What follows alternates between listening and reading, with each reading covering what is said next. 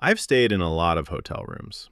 Cheap ones, quiet ones, the kind nobody really remembers. I never thought twice about it. Until Pennsylvania. It was a small city, a training event, nothing special. The hotel looked ordinary enough, a small lobby, old red carpet that felt heavy underfoot. The smell reminded me of somewhere I'd been before, somewhere I couldn't quite place. The woman at the front desk handed me my key without much of a smile. Room 312, third floor. The elevator opened onto a hallway that was too quiet. Not peaceful quiet, wrong quiet. The kind of silence that feels like it's hiding something. My room was unremarkable. Small bed, desk, a bathroom with a curtain instead of a door. I threw my bag on the bed, turned on the TV, and tried to convince myself I was tired. Just tired. I showered, I watched something I can't remember, and eventually, I slept. I don't know what time it was when I woke up.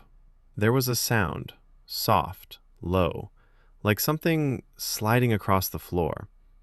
I told myself it was the ice machine, the pipes, my own imagination. But then it came again, right at my door. I turned on the lamp, and there it was. Something small and white, just barely visible underneath the door. A folded piece of paper. The handwriting inside was uneven, messy, like the hand that wrote it couldn't quite keep still. It said, "Someone was watching me," from somewhere inside the hotel. I stood in the middle of that room for a long time. The hallway outside was completely silent. No footsteps, no voices, nothing. I locked the chain, sat on the bed with my back against the wall, kept the lamp on, and I waited. 20 minutes passed. Then the sound came again.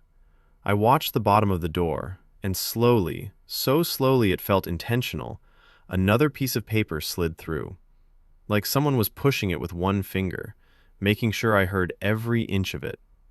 I picked it up.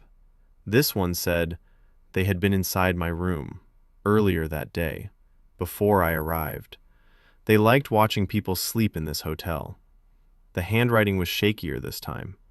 I checked under the bed, inside the closet, behind the shower curtain. Empty. Of course it was empty. But that word, earlier, wouldn't leave my head. It was past 2 in the morning. I thought about calling the front desk, and then I thought, what if it was someone at the front desk?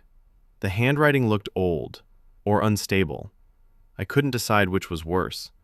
I told myself it was a prank. I almost believed it.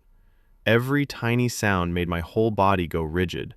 The air conditioner clicking on, the pipes tapping somewhere in the walls, the distant hum of something I couldn't name. I made myself a deal. If a third note came, I would go downstairs. No more waiting. I kept my eyes on the door. I breathed slowly. The silence stretched on long enough that I started to feel foolish. And then, the third note came. Slower than before. Much slower. Like whoever was out there wanted me to hear every second of it. I've never looked up what was written on that third note. I left it on the floor, and I never went back to that hotel again.